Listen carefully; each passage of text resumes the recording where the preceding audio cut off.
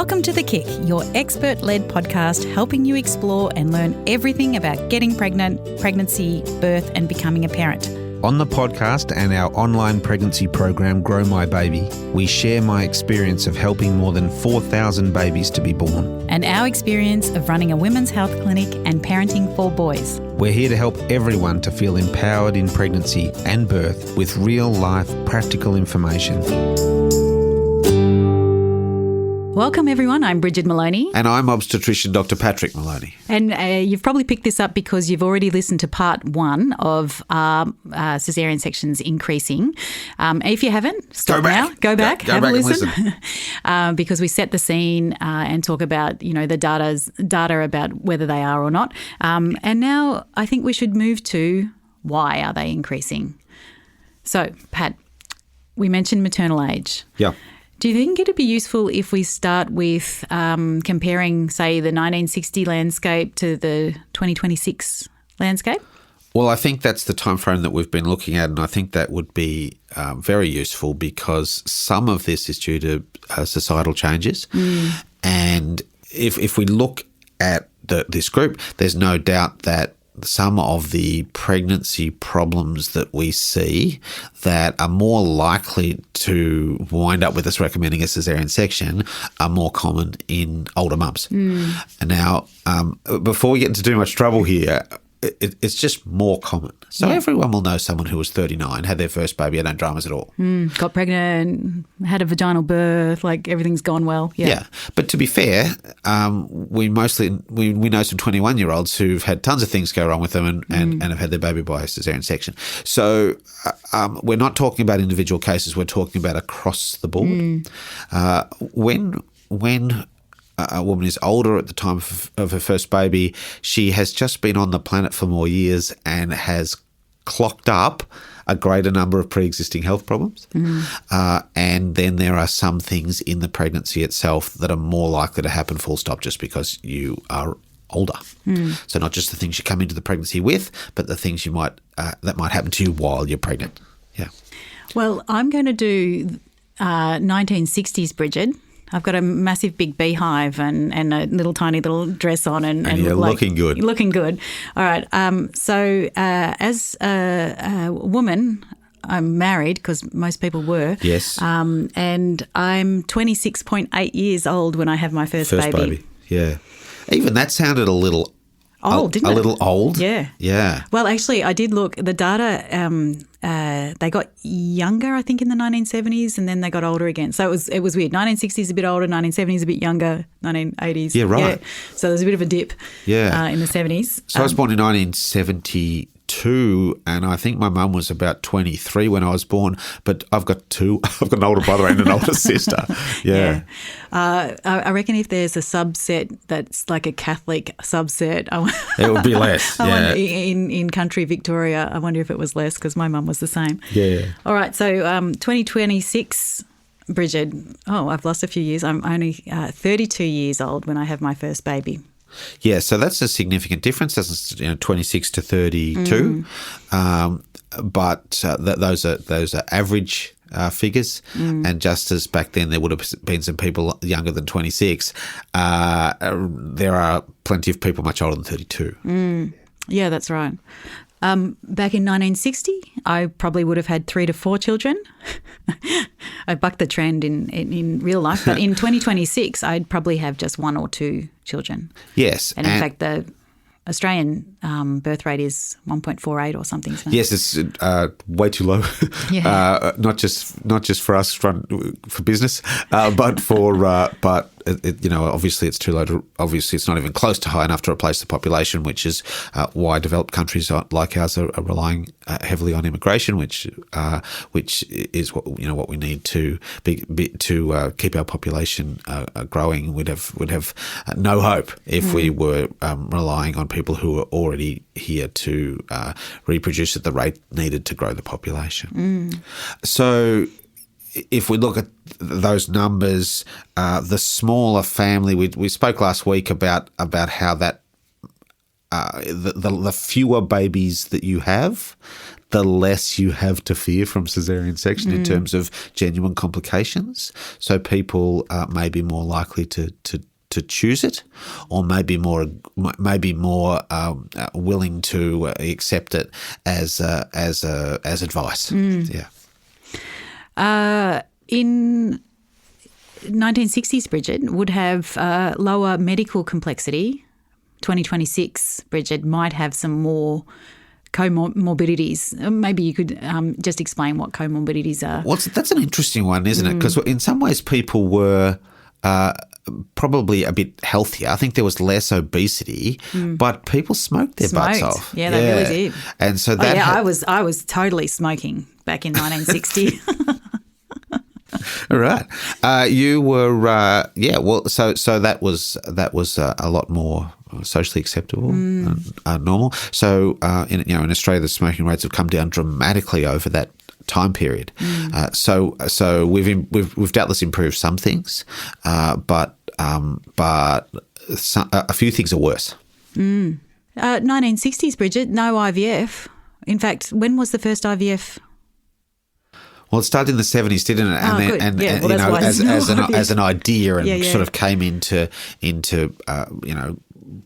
practical use in the 80s. So I think that's a really interesting one, because the recommendation that certain people who've had IVF should have their babies by caesarean section is based, in my humble opinion, on some slightly inadequate data.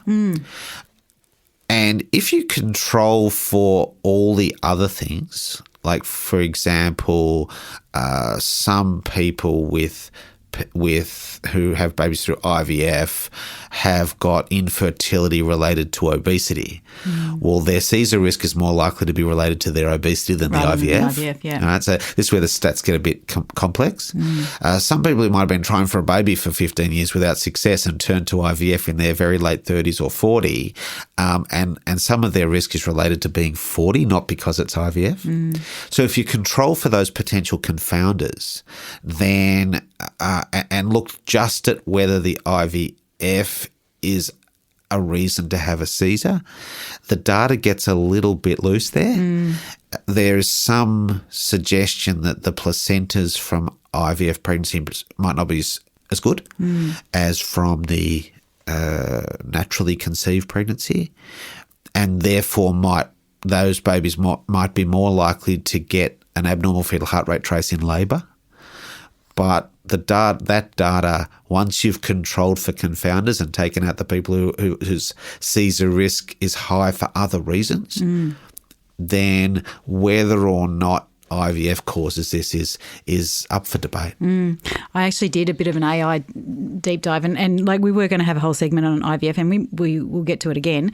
But AI told me to begin with that IVF pregnancies have a much higher rate of caesarean section. And I basically said, oh, come on, AI, that's bullshit. Tell me something different. Use 2026 data with a higher caesarean section rate. I get really cranky at AI. And it came back and said, actually, you're right. You're right. My mistake. Oh, my mistake, sorry. It said when we start looking at the increase of caesarean rate to the 41% that it is, it makes the gap between IVF and general population caesarean rate much smaller. Yeah. Well, so it just keeps quoting old, outdated outcomes. Yeah. Yeah. And that's a problem with that technology. Yeah. All right. So 1960s, Brigid, less than 5% chance or 5% of pregnancies having caesarean section. Sure. And now I just said 38 to 41%, 2026. This one was interesting. Minimal monitoring. 1960s Brigid labouring, I wouldn't have had any monitoring. Sure. But now I've got continuous monitoring. Yeah. So this is there's a whole new topic really, and something we can discuss again in its own episode.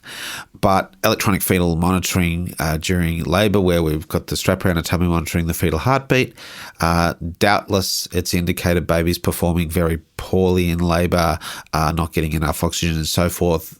go around for a section, very, very bad outcome for the baby is averted. But also, over the years, some problems with interpretation of false positives. And critics would say that the over-monitored labour is more likely to end in caesarean section, but no different to but won't pick up problems any more reliably than less strict monitoring. And that, after all this time, is still up for debate. And it's hard, I listen to your phone calls and I hear you sort of getting a CTG in or something, and it's showing a spike in the baby's heart rate, and everyone's like action stations, but it's right at the end. Or, yes. And I hear you say, yeah, sort of to be expected, let's see what its recovery's like. And, that comes from experience, but in an over-protocolized hospital, how do you think that's a bit of an issue as well when it comes to monitoring? Yeah, so a lot of people think that electronic fetal monitoring has its place, but if we're going to use it, we need to use it properly. And it's in the very, very careful use of it and the experienced and expert interpretation of it that we see good data, good outcomes. So we pick up in a nutshell, the problem with the electronic fetal monitoring is they work a bit like a smoke alarm in your house. If it goes off, most likely your house is not on fire. Yeah, your toast is just burnt. It's just the burnt toast, and so it says things might be wrong, and you need to go looking to find out exactly what's going on.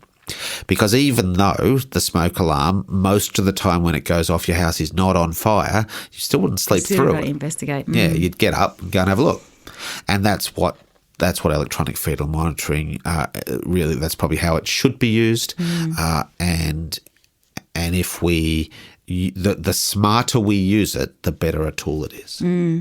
I want to talk about the risk and litigation that might be impacting on those decisions in a minute. Just remind me. Good. All right. So 1960s Brigid might have had her baby die. I don't even know how to say this, Pat. So her baby die 6 to 7 times more likely than her 2026 self. Help me out there. What am I trying to say there? Well, it did used to be riskier to have a baby, and there's no doubt that it's less risky now. The debate, I guess, is a number of things. For all the interventions, has the improvements been worth it? I think yes. Then we've got to look and say, well, which ones made the big differences? And I think that's where the debate probably should sit. If you look at something like, it used to be way less common to have your labour induced. Yeah. Certainly back in the day, they knew less about the problem that you might have before it happened. So it was very, very, in fact, completely routine to say, well, come into labour like everybody else, and we'll see how we go. And if you're obstructed 4 centimetres and we can't get the baby out through 4 centimetres cervix, then we'll give you a bit of Synto and try and push you along a bit. If that doesn't work, we'll do a section, and that would have been totally routine care. And in many ways it still is routine care. It's just that if we know about a major problem with the uterus or the cervix or the baby itself in advance, because we've got a lot of very clever technology that helps us out with that, then there are plenty of occasions in which we might say the chances of this baby being born vaginally, despite your preference for that, is extremely low, and maybe you would just want a section up front. Okay, so the last stat I want to talk about is maternal mortality, and the way that you could say it is that I would be twice more likely to die in 1960s than 2026. Yes, that sounds way more. Sounds terrible. That sounds way more impressive than it really is. But, we've halved the rate of maternal deaths, but out of 100,000 people, we've halved them from 12 to 6. Yes. Okay, so the real improvements in that happened before 1960. So, things like washing our hands, a safe way of doing a caesarean section, the invention of forceps, or vaccination, sanitation, all of those things, we had these massive improvements in the safety of life for everybody, but in particular for pregnant women. And by the 60s, it was already 12. Now it's 6. That's great. We're really grateful and happy with that improvement. But the degree to which doing more sections is responsible for that is unclear. Mm. Yeah. I'm Kate Langbrook and I host No Filter. Celeste Barber. Hi. Welcome to No Filter. It's nice to be here. Yeah, today we're diving into the world of G-Flip. And your voice has always been such a calming, warm energy. So that's why I tear up, because you're always growing up with you around. So thank you. Sally Hepworth, what a absolute jewel you are in the crown of artists. Oh, thank you. This has been lovely. Today, we're talking to Rosie O'Donnell. I just want to tell you, this is one of the best interviews I've ever had. If you love conversations that go deep and stories that stay with you, listen to No Filter. New episodes of No Filter drop every Monday, wherever you get your podcasts. So that's the comparison, but I now want to hone in on the age-related caesareans, and we talked a little bit about perhaps general body size, but are there any other reasons? That we talked about the comorbidities, but some people talk about that the late 30s, early 40-year-old woman has less, that her tissue is different, her vaginal tissue is different. Is there anything else that we need to be thinking about when we're talking about age? Well, I think, sometimes I find myself saying to women in their late 30s that I would rather be looking after a woman in her late 30s who's a non-smoker, physically active and normal body weight than someone who was 19 but an obese and a smoker. Mm. So I think that to a certain extent we can, we can trade off some of the problems associated with aging by being in good condition and making smart health choices. There probably are some issues related to being 40 plus that you just have somewhere, the tissue is a little different. We've just had longer to clock up pre-existing health problems. You're more likely to have diabetes in the pregnancy, hypertension in the pregnancy, preeclampsia in the pregnancy, and those things have a way of increasing your section rate. I know that a lot of hospitals do. As soon as you turn a certain age, they put you in a certain bracket, and maybe you're not able to go into the low-risk programs. Maybe you go into the medium-high-risk programs. So for someone in individualised practice, practising continuity of care, is that how you approach an older mum when she's having her baby? Well, for sure, because, I can in a private practice setting, that's not difficult to do. You can just say to someone, look, is your section rate slightly higher than someone in their 20s? Yes. However, you've still got plenty in your favour. And if there's no absolute reason we should be doing a section now and you don't want a section, then let's not do that. Let's come into labour and see how we go. Yeah. Yeah. And that, we think that people who are non-starters for vaginal birth, like just having a section from the get-go, there really needs to be either a strong maternal preference or a good medical reason. Good.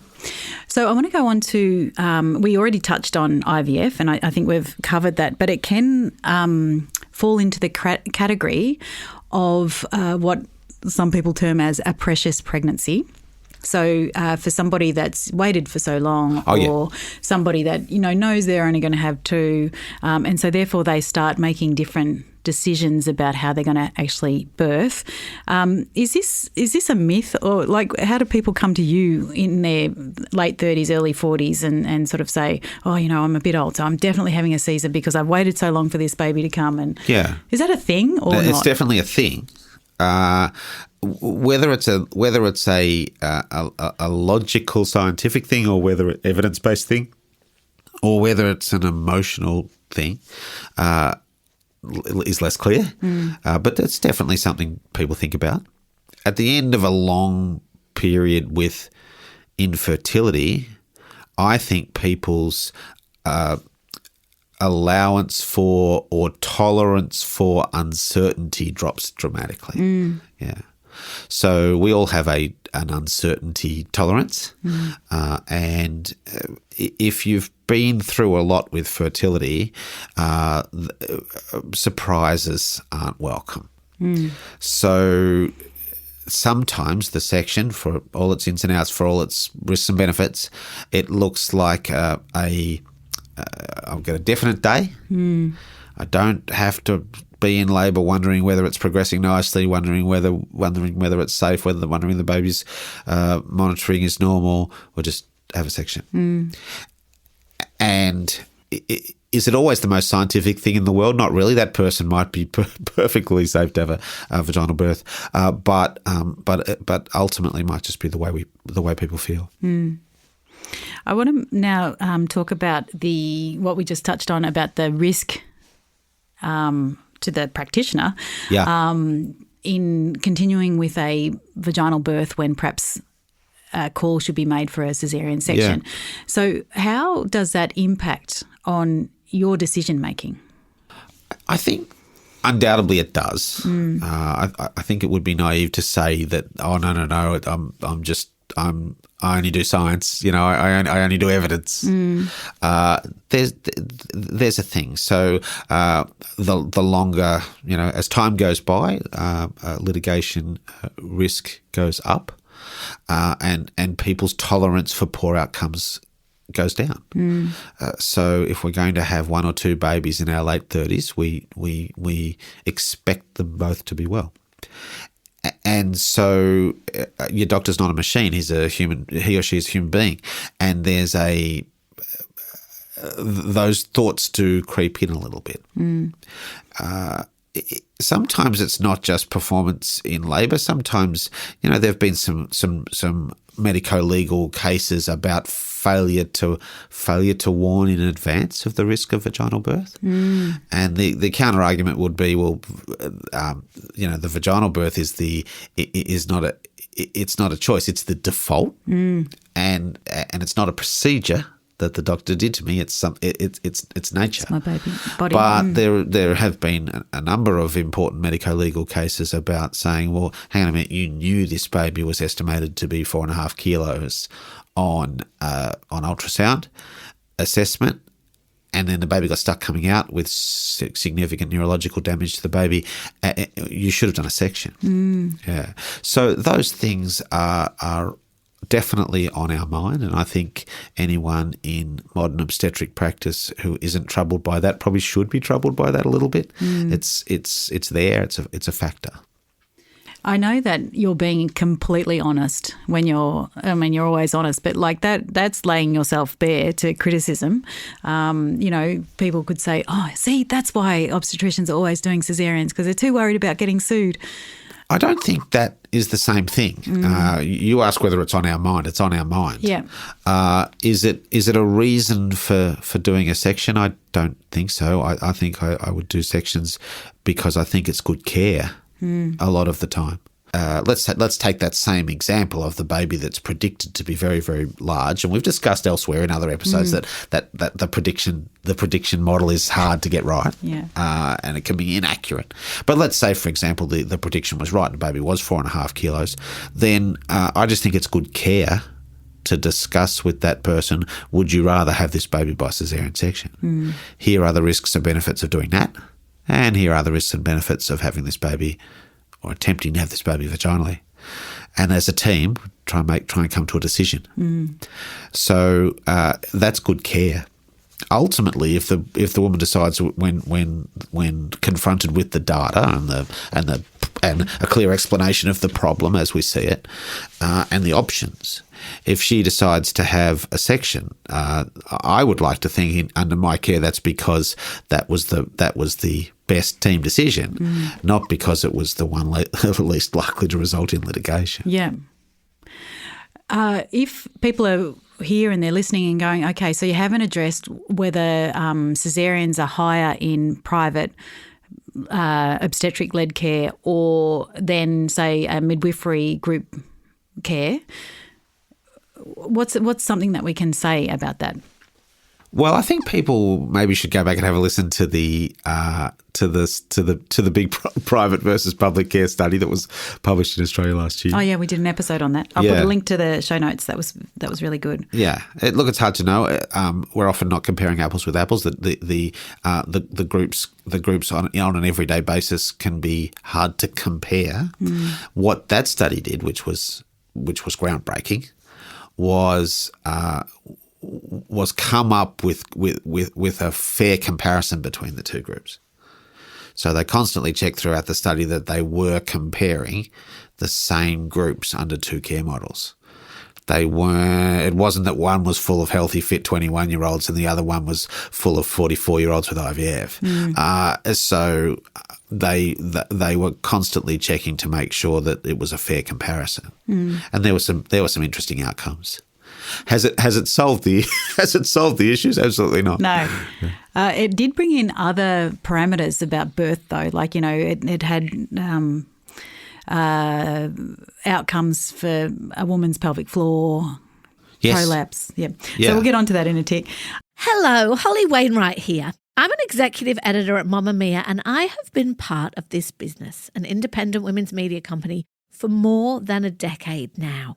I have seen a lot, but being independent has always meant that we don't have anyone telling us to play it safe or to avoid the topics that feel a bit too messy or uncomfortable for a boardroom full of dudes to handle. And I never take that for granted. If we help you feel a little bit less alone or more connected through the conversations with fascinating women that Kate Langbrook's having on No Filter or one of our other shows, or if we help you feel more informed with the stories that your group chat is really reading on the Mamma Mia app, please consider, please, becoming a subscriber. Because your support really helps us keep telling the stories that matter to Australian women. As a Mamma Mia subscriber, you get unlimited access to everything.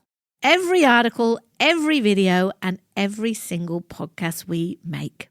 You can even move with me. Subscribers get full access to our at-home fitness app, including my new weights program launching soon, I promise, with an expert and not just me.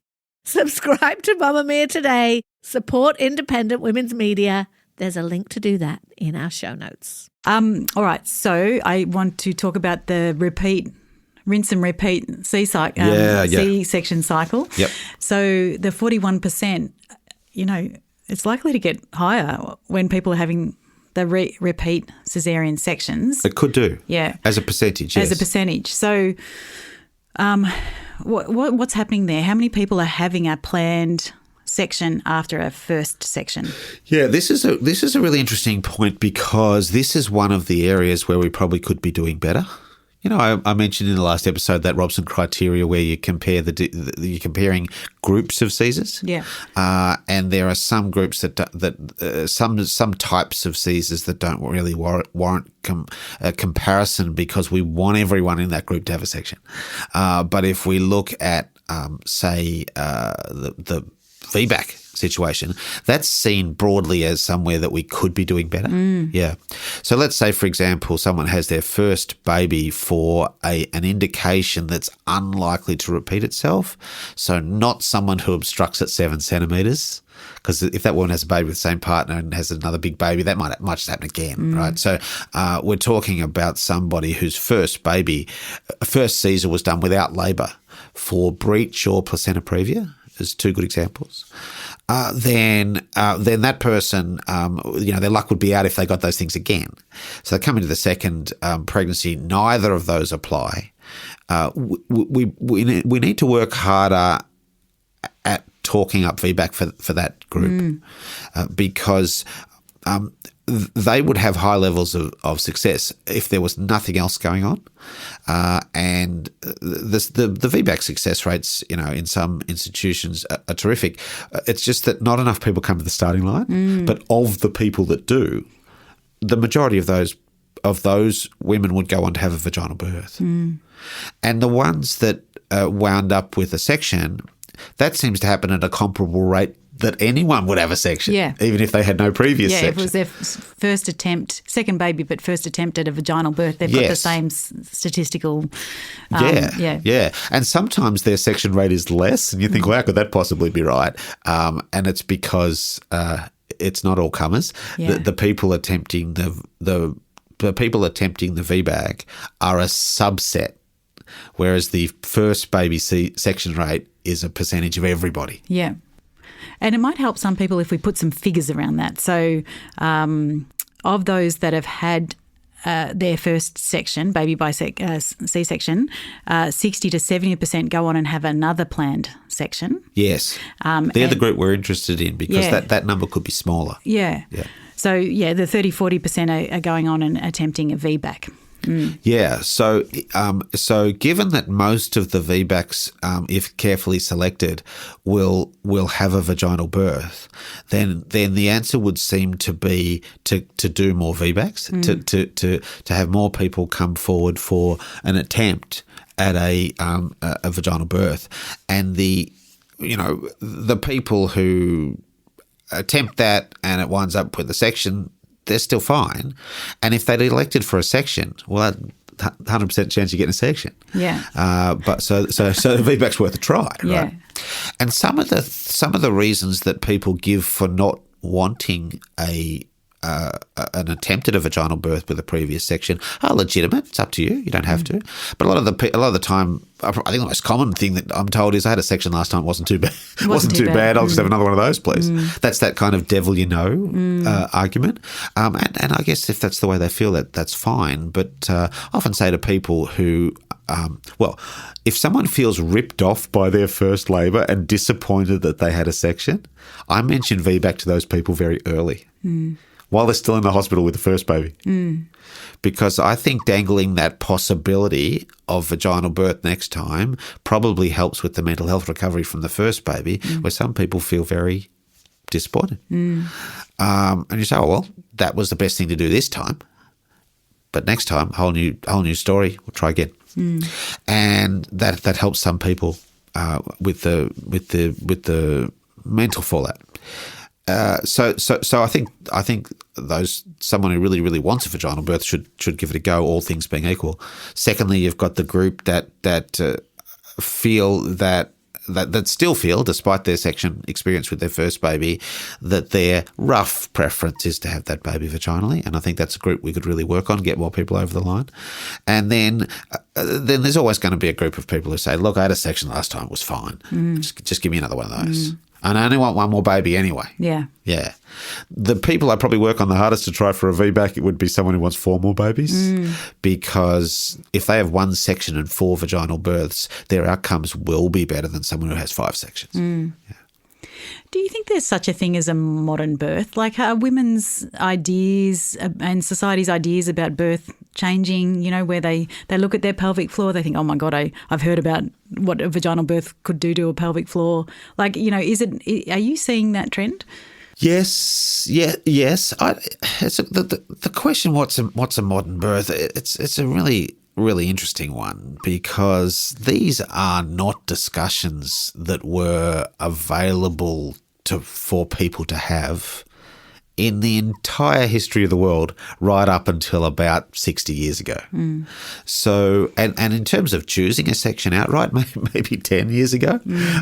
So that it doesn't surprise me that we have not, as a community, worked out how this works, the idea of modern birthing, because these choices are new. And for the entire history of humanity before that, you got what you were given. Yeah, I think it is interesting because actually we're very concentrated on looking at caesarean rates as a proxy for care, whereas the modern birth and the modern woman, they're looking perhaps at different parameters. 100%. Yeah. And they may consider the availability of a Caesar that they choose at a time that they choose it to be awesome care. Yeah. We've got to keep that in mind. In some ways, the issue of the modern birth and the burden of choice mirrors the journey of women through the last 300 or 400 years in other aspects of their life.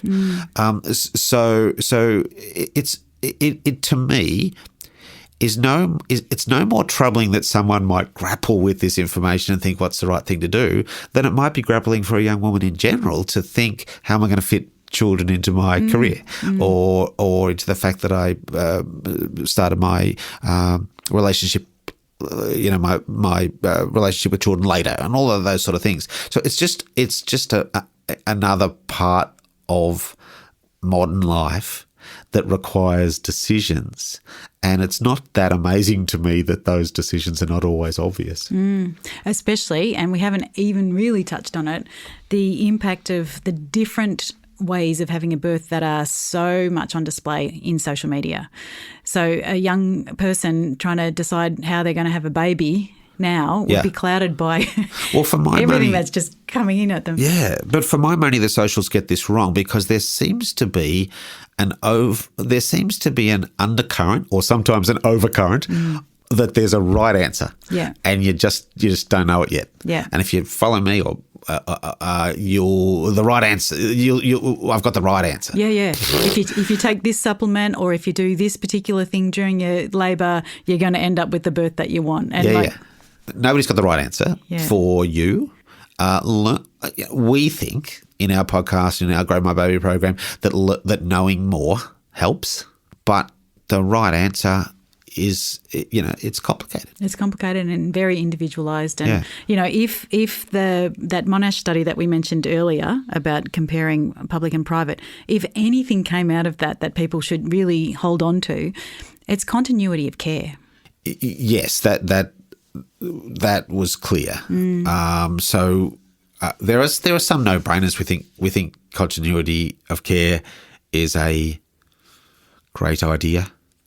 We think, give or take, having some experts around who can help you if birth goes suddenly wrong is a good idea. We think vaccination's a good idea. But in the areas where there's genuine choice, there's so much complexity. So for everybody, I hope we haven't further confused you with these two-parter episode. But if anyone asks caesarean rates increasing, here's some answers. You can listen to both these episodes and you'll have a little bit of information at the ready. You'll at least be well informed. Yes, exactly. About what we think's really going on. Good. All right. If you love our podcast, we would really appreciate that you share it with your friends. If you rate us on Spotify or Apple Podcasts, that helps to push it out to other people and gets recommended to them in their feeds. And all of those things helps us grow our podcast listenership. And that also helps us know that we're doing the right thing and people are really enjoying the information that we're putting out. Okay, until then, we'll be back in your ears next week. Keep growing those babies. Keep well. Thanks for listening, everybody. Bye for now. Hey, even though Dr. Pat is, well, a doctor, and we get lots of other doctors and other experts on our podcast, I just need to remind you that this podcast is for informational purposes only. We share lots of medical insights and experience, but everything we talk about is general in nature and may not apply to your specific situation. Please always consult with your own healthcare provider for your individual medical advice when you grow your baby.